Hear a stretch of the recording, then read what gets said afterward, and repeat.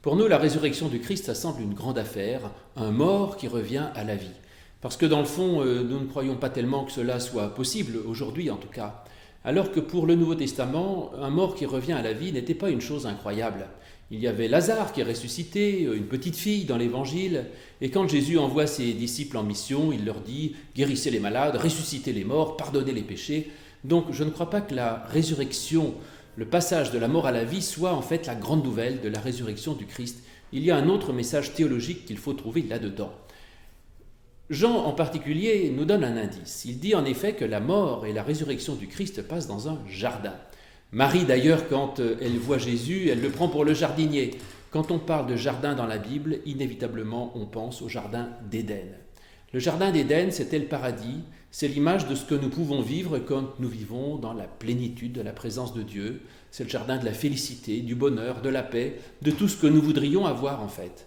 Alors Adam et Ève ont été chassés du paradis parce qu'ils ont commis le péché originel. Le péché originel, c'est ce péché que nous faisons tous lorsque nous voulons nous prendre pour Dieu et qu'au lieu de nous préoccuper des autres ou de l'universel, nous nous préoccupons que de nous-mêmes. Et quand on se met au centre de tout, on s'exclut de la vie et du bonheur. Parce que le seul sens de la vie et le seul bonheur, c'est la relation à l'autre, c'est l'amour et c'est le don de soi. Alors comment revenir dans ce paradis? Idéalement, il faudrait être capable de faire comme le Christ, de donner jusqu'à sa vie pour les autres, mais ça c'est difficile pour nous. Et il y a là dans Jean une bonne nouvelle, c'est qu'il y a une porte secrète pour revenir dans le paradis. Dans la Genèse, il est dit que la porte du paradis était gardée par 2 chérubins, 2 anges, et là encore, Marie, dans Jean, voit 2 anges, et c'est donc là la porte secrète du paradis.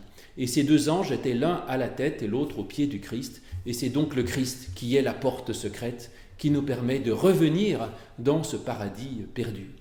Et donc le Christ, en effet, il est le chemin, la vérité et la vie. Et si on passe par l'Évangile, si on passe par lui, par son message, eh bien, on peut accéder à une vie pleine et entière. La porte, c'est toutes ces valeurs de l'Évangile, c'est de vivre le pardon, le service, le don de soi, l'amour, la gratuité. Ou encore, c'est de se mettre au passage de cet Évangile qui nous rappelle sans cesse que nous sommes aimés et pardonnés.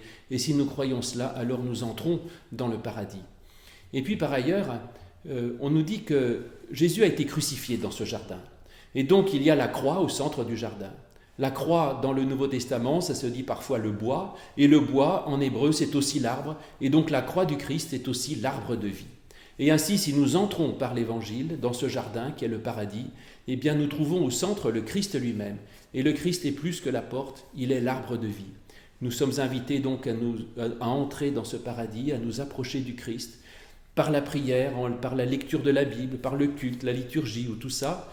Et alors nous pouvons bénéficier de cette nourriture qui vient de lui et de tous ces fruits qui viennent de cette présence même du Christ. Donc le Christ est une porte ouverte vers le paradis et aussi il est l'arbre de vie, il nous donne les fruits de la vie. Nous sommes invités simplement à entrer et à prendre de ces fruits.